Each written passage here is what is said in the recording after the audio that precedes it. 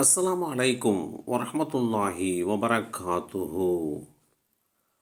படைப்பினங்களின் மூலதனம். அல்லாஹுடைய தூதர் ஸல்லல்லாஹு அலைஹி வஸல்லம் அவர்கள் கூறினார்கள், ஒவ்வொரு பொருளும் அதாவது உயிரினமும் நீரிலிருந்து உருவாக்கப்பட்டது. இந்த செய்தி அபூ ஹுரைரா ரலியல்லாஹு அன்ஹு அவர்கள் மூலமாக அறிவிக்கப்பட்டு அஹ்மது என்ற நூலிலே 8295 என்ற எண்ணிலே பதிவு செய்யப்பட்டிருக்கிறது. நீர்தான் அடிப்படை என்பதை நாம் புரிந்து கொள்ள கடமைப்பட்டிருக்கிறோம். மனிதர்களாக இருக்கட்டும், மற்ற ஜீவராசிகளாக இருக்கட்டும், தாவர வர்க்கங்களாக இருக்கட்டும், அனைத்தும் தண்ணீரை அடிப்படையாக கொண்டுதான் படைக்கப்பட்டவை என்பதை இஸ்லாம் மிக தெளிவாக எடுத்துரைக்கும். நாம் எல்லா உயிரினங்களையும் தண்ணீரிலே இருந்து உருவாக்கினோம் என்று குறிப்பிடுகின்ற இந்த செய்தி அல் குர்ஆன் அத்தியாயம் 21 சூரத்துல் அம்பியா வசனம் 30 தெளிவுபடுத்தப்பட்டிருக்கிறது. உயிரின் அடிப்படை தண்ணீர். இன்றைக்கு மனித உடலில் 60 முதல் 70% வரை தண்ணீர்தான் பிரதானமாக இருக்கிறது என்பதாகவும், தாவர வர்க்கங்களில் 80 முதல் 90% வரை தண்ணீர்தான் இருக்கிறது என்றும், செல்கள் அனைத்துமே தண்ணீரை அடிப்படையாக கொண்டவைதான் என்பதையும் தெளிவான முறையிலே ஆராய்ந்திருக்கிறார்கள். உயிரின் தொடக்கம் முதல் உயிரினங்கள் நீரில் அதாவது கடலில் உருவானவை. பூமியில் வாழ்க்கை ஆரம்பித்து அது தண்ணீரிலேயே நிலைத்திருக்கக்கூடிய ஒரு நிலை. பொதுவாக தண்ணீரில் உருவானவை, பூமியில் வாழ்க்கை, இப்படி தண்ணீரும் பூமியும் என்கின்ற நிலைதான் ஜீவராசிகளுடைய வாழ்வியல் அமைப்பு. தண்ணீரிலே இருந்து எல்லா உயிர்களும் என்ற கருத்தை இந்த வேத வரிகள் எடுத்துரைக்கிறது.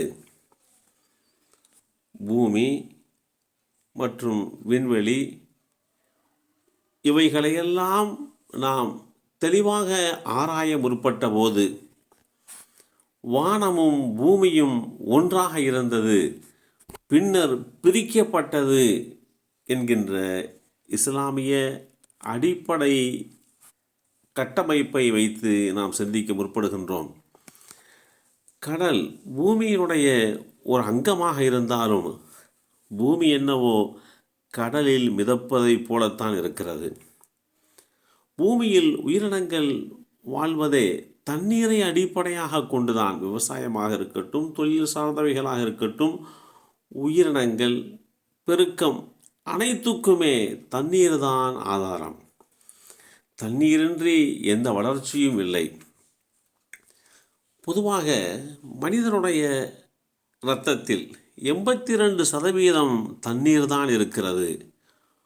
மூளையினுடைய தண்ணீருடைய விகிதாச்சாரம் என்பது 70% என்றும், நுரையீரலுடைய அந்த தண்ணீர் சதவீதம் என்பது 90 அளவு என்ற விகிதாச்சாரத்தாலும் உருவாக்கப்பட்டிருக்கிறது என்பதையும் இன்றைக்கு மருத்துவ சார்ந்த ஆய்வுகள் தெளிவுபடுத்துகிறது. தண்ணீர் தான் பூமியினுடைய தட்பவெப்பத்தை ஒரே சமன்பாட்டில் வைத்திருக்கிறது. மனித உடலில் வெப்பத்தையும் தண்ணீர் தான் சமன்படுத்துகிறது. தண்ணீர் மனிதனுக்கு அடுத்த மிக அற்புதமான ஒரு படைப்பு. மென்மையானது, அதே நேரத்தில் வலிமையானது. ஆறுகளும் அருவிகளும் குளங்களும் ஏரிகளும் மனிதர்களுக்கு பல வகையிலே பிரயோஜனத்தை கொடுக்கின்றது என்பதோடு மாத்திரமல்லாமல் அளவில்லாத மகிழ்ச்சியையும் நிம்மதியையும் தருகின்ற அளவுக்கு உண்டான தன்மை மிக்கவை. மனிதனுக்கும் தண்ணீருக்கும் இருக்கின்ற நெருக்கத்தின் காரணமாக வேதமறை குர்ஆனிலே சொர்க்கத்தை குறித்து உண்டான விஷயங்களை சொல்ல முற்படும் போதெல்லாம் தண்ணீர் சூழ்ந்த என்ற வார்த்தையை அல்லாஹ் பயன்படுத்துவான். இப்படி உலகத்தினுடைய மூல ஆதாரம், மூலதனம் என்பது தண்ணீர் என்கின்ற அந்த சிந்தனைக்கு உட்பட்டு கோடை வெயில் காலத்திலே தண்ணீருக்கு உண்டான மகத்துவத்தை புரிந்து கொண்டு நாமும் நம்முடைய உடலுக்கு தேவையான அளவுக்கு தண்ணீர் குடிக்க வேண்டும். அதே போன்று நம்முடைய மற்ற ஜீவராசிகளுக்கும் தண்ணீர் கிடைப்பதற்கு உண்டான வழிவகை செய்ய வேண்டும். எல்லாம் வல்ல அல்லாஹ் அருள்பாலிப்பானாக. அஸ்ஸலாமு அலைக்கும் வரஹ்மத்துல்லாஹி வபரகாத்துஹு.